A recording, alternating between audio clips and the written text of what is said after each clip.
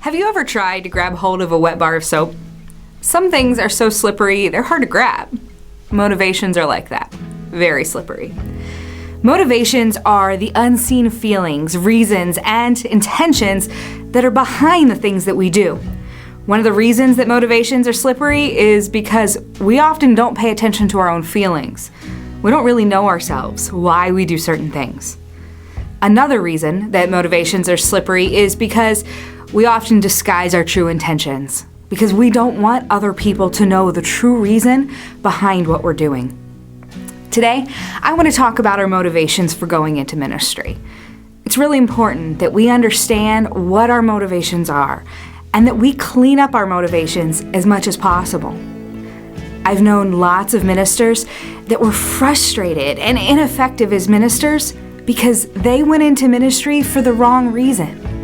Whatever they hoped to get out of it, it didn't happen. And they became frustrated, ineffective, and so it's important to be honest about your motivations and to clean them up if they're not healthy. Let's look at two sets of motives, each with a good side and a side that needs to be cleaned up. But listen carefully, because it's not always easy to tell the difference between them. Some people go into ministry because they want God to love them. They think that if they devote their life to God, then He'll love them or save them or bless them.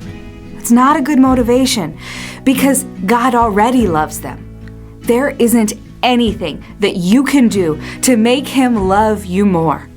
If you go into ministry because you want God to love you, you're going to be disappointed. Because like I said, there isn't anything that you can do to make God love you more than He does right now. If you feel this way, my prayer is that you experience the love of God for yourself with your whole heart. People who struggle with this will struggle to be a good minister because they can't minister the love of Jesus if they don't know it themselves. A good motive for going into ministry is the flip side of that, because you love God and want to serve Him. That's a great motive. You know that God loves you and you love God right back, and you're grateful and you want to serve Him. That's a great starting point for being in ministry. Okay, let's move on to the next one. Some people go into ministry because they want people to love them. Maybe they never felt accepted by people and they desperately wanted to feel that. If you think that going into ministry, people will love you and accept you, you will be disappointed. Because going into ministry does not suddenly make that happen. In fact, it might be the opposite. The person who goes into ministry with the intent to get will be ineffective because ministry is about giving, not getting. If you're going into ministry in order to find acceptance that you crave, then you're going to get frustrated. I admit, everybody wants to be loved, but you shouldn't go into ministry because you need to be loved. The good side is going into ministry because you love people and you want to serve them. But if you love people, that's a healthy motive. You'll need it because there will be times when people won't love you or act lovable.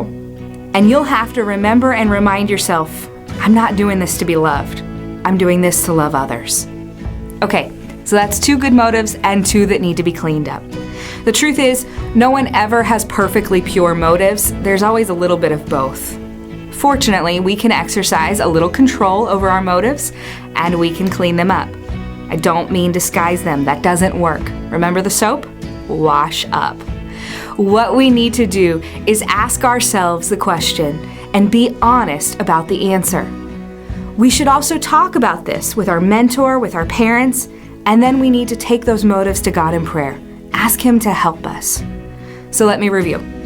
Don't go into ministry in order to get God to love you or to get people to love you. You'll get frustrated, you'll get angry. But if you love God and you love people, then ministry may be the best place for you because you'll get a great chance to do both.